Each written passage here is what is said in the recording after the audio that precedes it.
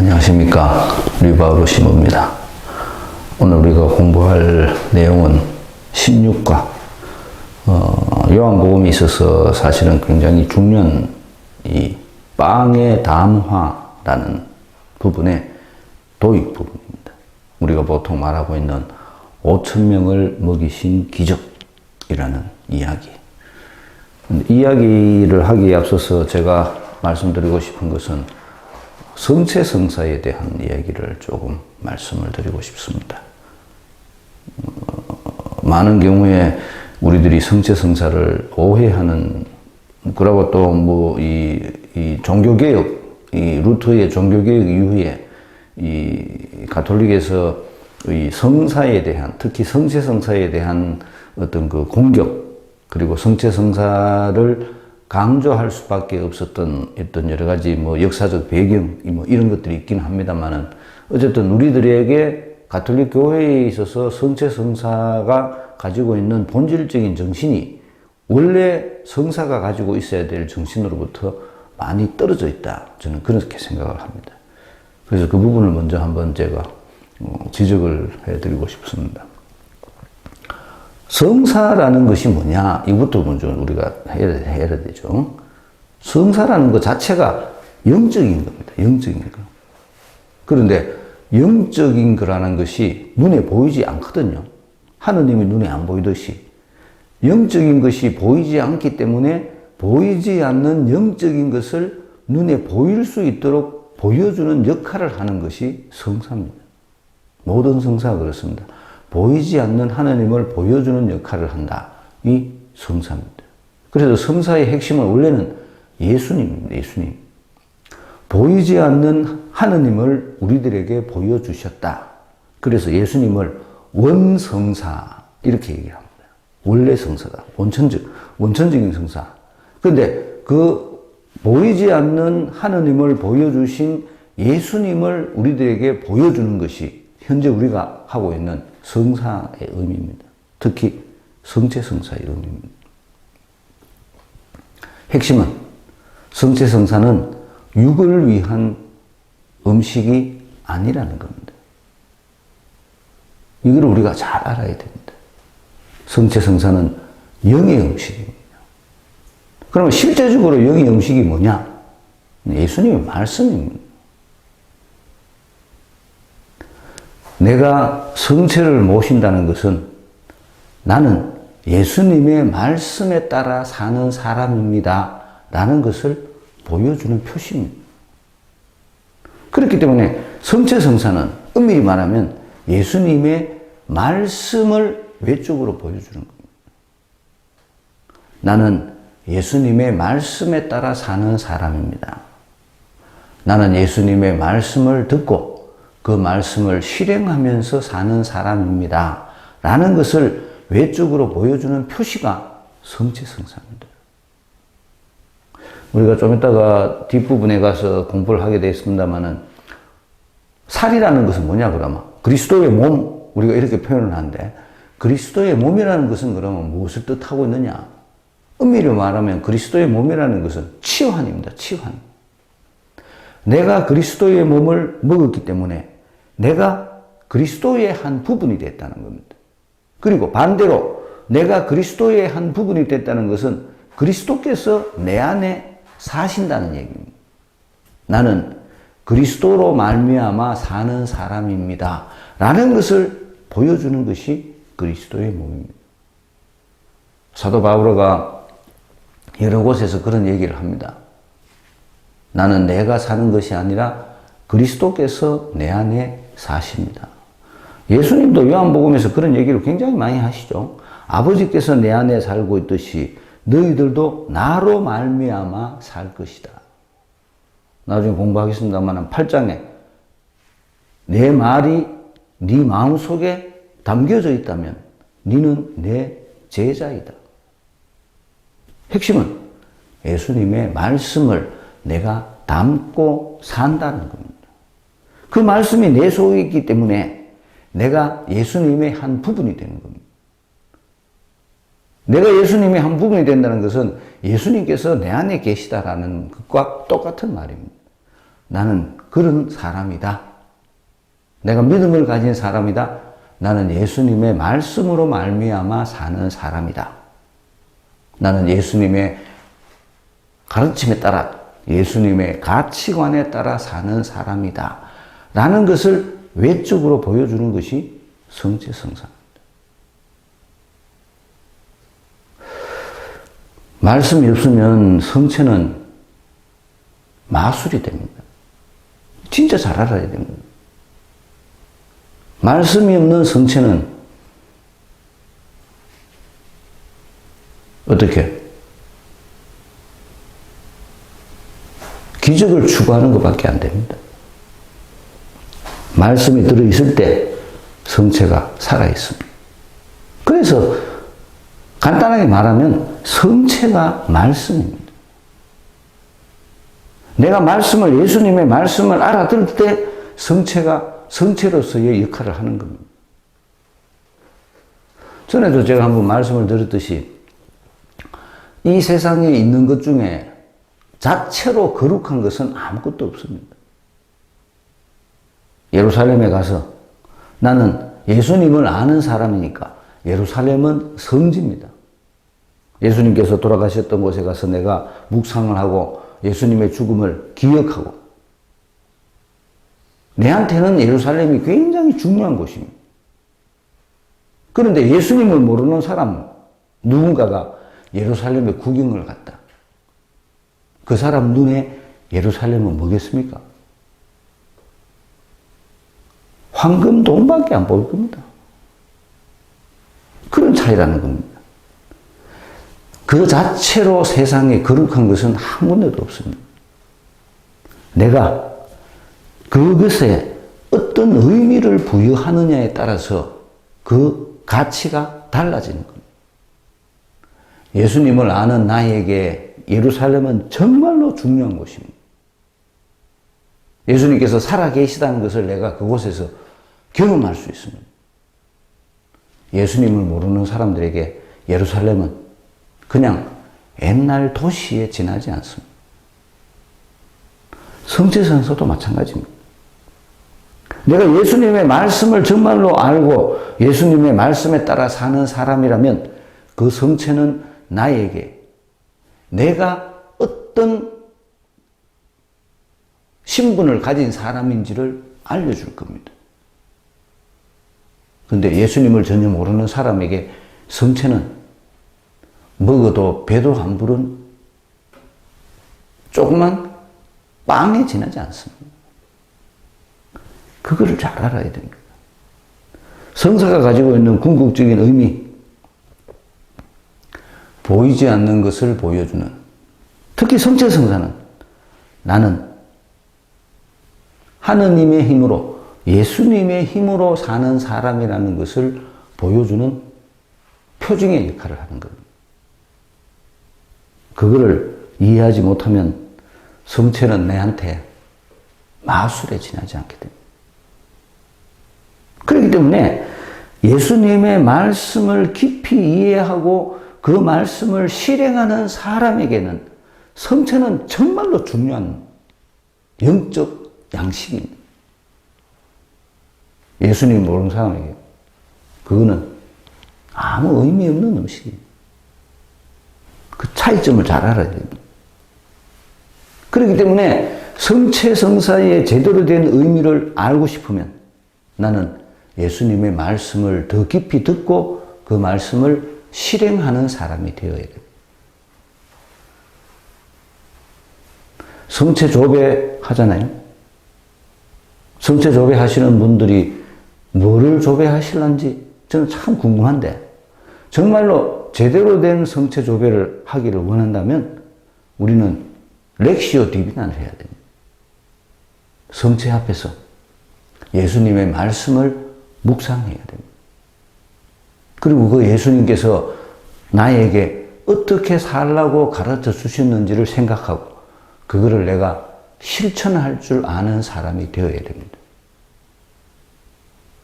내가 그런 것들을 모르는 상태에서 성체만을 바라본다면 성체는 내한테 마술에 지나지 않습니다. 의미를 잘 알아야 됩니다. 정말로 성체성사가 가지고 있는 근본 정신, 나는 예수님의 말씀에 따라 사는 사람입니다. 요거를 잘 기억을 해야 됩니다. 오늘 5,000명을 먹이신 기적 얘기했기 때문에 제가 성체성사에 대해서 설명을 드렸습니다. 본문 한번 읽어보겠습니다. 그 뒤에 예수님께서 갈릴레아 호수, 곧 티베리아스 호수 건너편으로 가셨는데 많은 군중이 그분을 따라갔다. 그분께서 병자들에게 일으키신 표징들을 보았기 때문이다. 예수님께서는 산에 오르시어 제자들과 함께 그곳에 앉으셨다. 마침 유다인들의 축제인 파스카가 가까운 때였다. 예수님께서는 눈을 드시어 많은 군중이 당신께 오는 것을 보시고 필립보에게 저 사람들이 먹을 빵을 우리가 어디에서 살 수 있겠느냐 하고 물으셨다. 이는 필립보를 시험해 보려고 하신 말씀이다. 그분께서는 당신이 하시려는 일을 이미 잘 알고 계셨다. 필립보가 예수님께 대답하였다. 저마다 조금씩이라도 받아 먹게 하자면 200데나리온어치 빵으로도 충분하지 않겠습니다. 그때의 제자들 가운데 하나인 시몬 베드로의 동생 안드레아가 예수님께 말하였다. 여기 보리빵 5개와 물고기 2마리를 가진 아이가 있습니다만 저렇게 많은 사람에게 이것이 무슨 소용이 있겠습니까? 그러자 예수님께서 사람들을 자리 잡게 하여라 하고 이르셨다. 그곳에는 풀이 많았다. 그리하여 사람들이 자리를 잡았는데 장정만도 그 수가 5,000명쯤 되었다.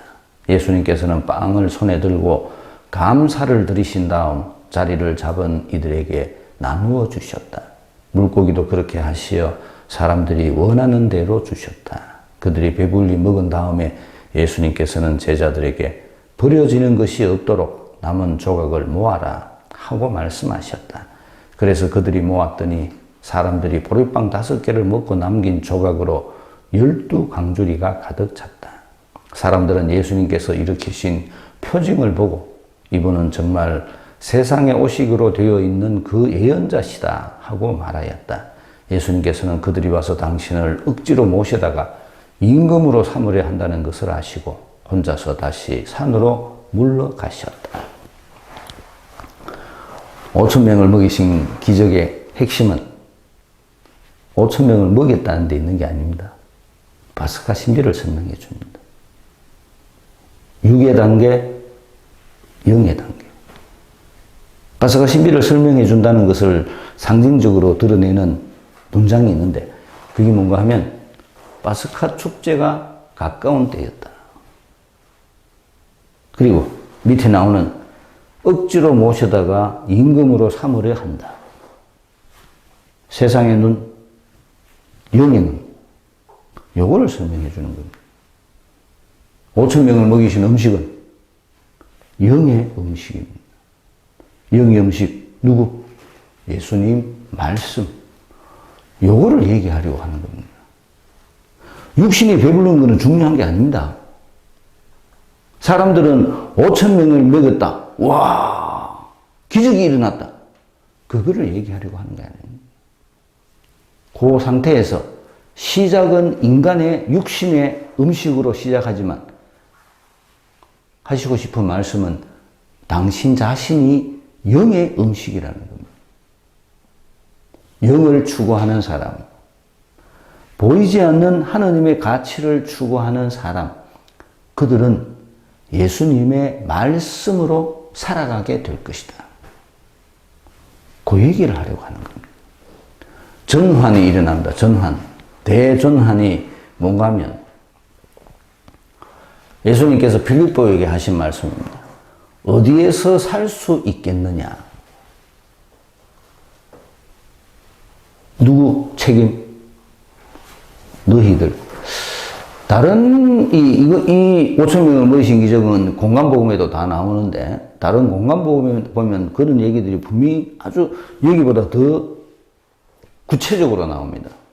제자들이 예수님에게 군중을 돌려보내시어 그들이 음식을 사 먹도록 하십시오. 이렇게 얘기를 합니다. 예수님께서는 너희가 그들에게 먹을 것을 주어라. 그 얘기를 합니다. 그들이 먹는 게 누구 책임? 제자들 책임이랍니다. 그 단계부터 영적인 것으로 건너가는 겁니다. 그 앞에 있는 거는 육적인 얘기입니다. 육신. 진짜로 배가 고픈 상태. 그런데 예수님께서 제자들에게 너희가 먹을 것을 주어라 라고 말씀하시는 그 순간부터 이제 더 이상 육의 음식이 아닌 영의 음식으로 건너가는 겁니다. 왜 제자들에게 그 말씀을 하셨을까요? 제자들이 예수님과 함께 살아서 제자들에게 예수님께서는 복음 전파의 사명을 주셨습니다. 그래서 제자들은 복음을 전해야 됩니다.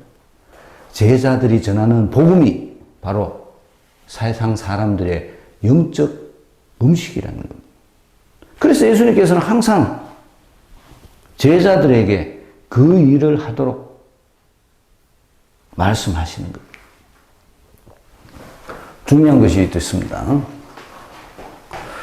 아이가 가지고 있었던 보리빵 5개와 물고기 2마리. 교부들은 보리빵 5개를 구약 성경이라고 설명을 합니다. 모세 오경. 사실은 5,000명을 먹이신 기적하고 똑같은 얘기가 나오는 게 우리가 옛날에 봤던 2장 처음에 봤던 가나의 혼인잔치. 그거하고 사실은 똑같은 얘기입니다. 내용만 조금 달랐을 뿐이지 하고 싶은 얘기는 그 얘기입니다. 가나의 혼인잔치에서 물동이 몇 개? 6개. 그게 구약 성경을 상징한다 그랬죠. 그 구약 성경에 예수님의 말씀이 들어가는 겁니다. 그래서 물이 포도주로 바뀐 거예요. 똑같은 보리빵 5개, 물고기 2마리가 예수님의 말씀에 의해서 영적 음식으로 바뀌는 겁니다. 영적 음식, 요거를 강조하고 싶은 겁니다. 보리빵 2개, 보리빵 5개, 구약 성경, 결핍. 보리빵 잡숴보셨는지 모르겠는데, 성서학자들은 뭐라고 말하는가 하면, 보리빵은 굉장히 딱딱한 음식이랍니다. 거친 음식, 거친 음식. 그거 자체로 뭔가 소화도 잘 안 되고, 뭐, 같은 그런 음식이랍니다. 보리빵. 결핍입니다, 결핍. 물고기 2마리는 교부들 책에 의하면 신약 성경이라고 얘기를 하는데 저는 이 신약의 공동체라고 그렇게 설명을 드리고 싶습니다. 예루살렘 공동체, 안티오키아 공동체, 원래 교회, 모교회, 그리고 이방 지역에 있는 대표교회, 물고기 2마리. 물고기라는 단어 자체가 신영세자를 상징합니다. 신영세자. 우리 주 예수 그리스도 머릿말. 그게 물고기. 옛날 우리 차에 보면 이 차에 물고기 붙여 다니는 사람들 많았잖아요. 이게 크리스찬이라는 뜻입니다. 물고기 2마리는 새로운 공동체. 구약 성경 새로운 공동체. 그렇지만 이거는 둘 다 결핍이라는 겁니다. 새로운 공동체도 예수님의 말씀이 없이는 살 수가 없습니다. 구약 성경도 예수님의 말씀이 없이는 완성되지 못합니다. 이 두 결핍이 예수님에 의해서 완성된답니다. 예수님의 말씀, 핵심적인 행동입니다. 빵을 손에 들고 감사를 드리신 다음 나누어 주셨다. 핵심적인 단어 뭡니까? 나누어 주셨다. 공간 부분에는 이런 개념이 따로 나옵니다. 들고 감사드리고 떼어 나누어 주셨다. 떼어라는 단어가 나옵니다. 근데 사실은 떼어나 나누어 주셨다나 같은 거니까 떼어 나누어 주셨다. 무슨 소린가 하면 부쉈다는 겁니다. 부삭 줬다는 겁니다. 뭐가? 예수님의 말씀이 그렇게 나누어졌다는 겁니다. 그리고 그 예수님의 말씀이 모든 사람들의 영적 양식이 되었고 모든 사람들의 영을 배부르게 했고 12광줄이나 남았다. 12광줄이 모든 이스라엘 백성들이 먹고도 남았다. 그 얘기를 하는 겁니다. 요한복음에는 5,000명을 먹이신 기적밖에 안 나옵니다만은 공간복음에는 4,000명을 먹이신 기적도 나옵니다. 그 4,000명은 우리가 옛날에 마르코 복음 할 때 봤는데 마르코 복음에서 얘기하고 있는 4,000명을 먹이신 기적은 이방인들에게도까지 예수님의 말씀이 전해졌다. 이방인들도, 여기는 유다인들 5,000명을 먹이신 12광주리 유다인이 아닌 이방인들도 예수님의 말씀을 듣고 믿음을 갖게 되었다. 예수님의 말씀이 모든 사람을 먹일 수 있는 영적 음식이다. 이 얘기를 하는 겁니다. 굉장히 중요한 단어가 나오는데 뭔가 풀입니다, 풀. 풀의 의미가 뭐겠어요? 목자, 양. 나중에 이 요한복음 뒷부분에 나옵니다만은 나는 착한 목자다. 내 양들은 내 목소리를 알아듣는다. 그런 얘기를 하시죠. 이 풀이 예수님과 우리들하고의 관계를 말해주는 겁니다. 여기 모인 모든 사람들은 어떤 사람? 목자이신 예수님의 말씀에 따라서 사는 양들. 요 얘기를 하려고 하는 겁니다. 육신으로 5,000명을 먹였다. 이게 중요한 게 아닙니다. 예수님의 말씀은 모든 사람들의 영을 살찌게 하는 영의 음식이다. 그들이 영의 삶을 살기를 원한다면 예수님의 말씀 없이는 살 수가 없다. 예수님의 말씀은 세상 모든 사람들에게 영적 풍요로움을 가져다 줄 것이다. 요 얘기를 하고 싶은 겁니다. 상징적인 단어들이 많이 있습니다. 그 중에 하나가 산이라는 단어입니다. 산은 하느님이 계시는 곳이라고 그랬죠. 산이라는 단어, 그 다음에 파스카라는 단어. 예수님은 당신의 파스카를 통해서 우리들의 영적 음식이 되는 겁니다. 이런 얘기들이 모여가지고 5,000명을 먹이신 기적이라는 것을 우리들에게 보여줍니다. 육신을 위한 것이 아닙니다. 영의 음식입니다. 예수님은 우리들의 영의 음식이시다. 또 구체적으로 말하면 예수님의 말씀만이 우리들에게 영적 양식이 된다. 이 얘기를 하려고 하는 겁니다. 우리들도 예수님 말씀에 의해서 영적 풍요로움을 경험할 수 있도록 그렇게 했으면 좋겠습니다.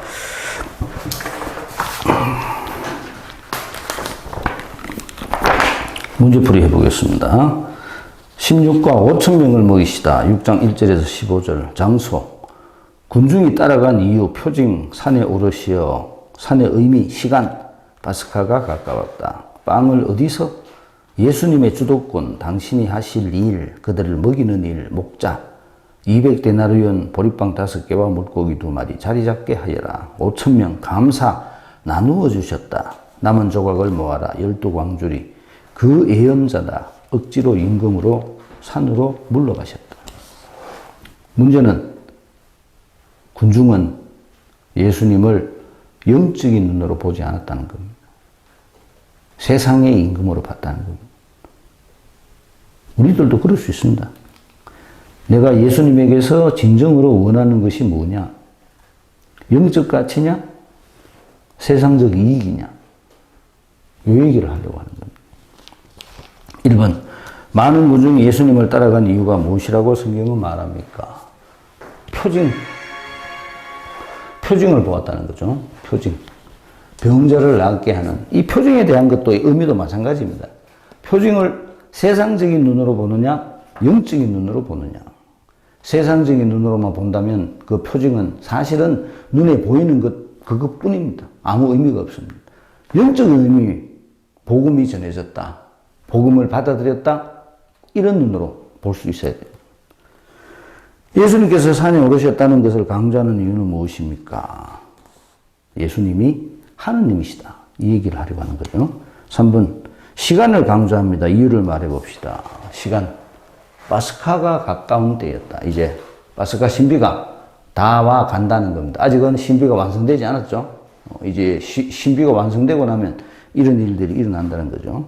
예수님께서 제자들에게 요구한 것은 무엇입니까? 저 사람들이 먹을 빵, 저들을 우리들이 먹여야 된다는 겁니다. 굉장히 중요한 말씀입니다. 현재, 오늘날 이 세상에 살고 있는 사람들에게 영적 빵을 먹여야 될 책임이 누구한테 있습니까? 그게 우리들에게 있습니다. 우리들이 그들에게 복음을 전해줘야 되고, 그래서 그들이 영적 음식을 먹도록 만들어줘야 됩니다. 이게 우리가 해야 될 가장 중요한 일입니다. 제자들은 예수님의 말씀을 액면대로 받아들입니다. 무엇으로 알 수 있습니까? 돈이죠, 돈. 돈 없다. 우리 신자들도 마찬가지죠. 뭐 좀 해봐라. 돈 없다. 시간 없다. 사람 없다. 우리 신부님들도 마찬가지입니다. 이런 거, 복음을 전하는 일이 사람 없다. 돈 없다. 핵심이 돈 없다는 거예요. 그 말은 뭔 말입니까? 할 마음이 없다. 이 소리입니다. 국민의 전환을 위한 부재료가 등장합니다. 무엇입니까? 뜻도 찾아봅시다. 물고기, 보리빵 5개와 물고기 2마리. 한번 찾아보십시오. 구약 성경. 그리고 저는 새로운 공동체, 신약의 새로운 공동체라고 설명을 합니다.